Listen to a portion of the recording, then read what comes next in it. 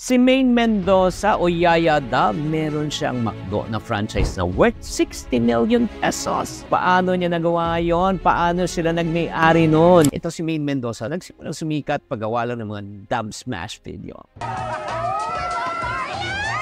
Ngayon, isa na siyang big-time artista, influencer at may milyon-milyon na taga-subaybay. McDonald's franchise po, wala po akong ambag doon. So, pera po yun ng parents ko. Yung iba kasi parang iniisip nila, ako hindi naman sa amin, wala naman kayong ganito, ganyan. Dito na nagsimulang makapasok po si Maine. At the same year, napansin po siya sa Itbulaga, Yaya Dab.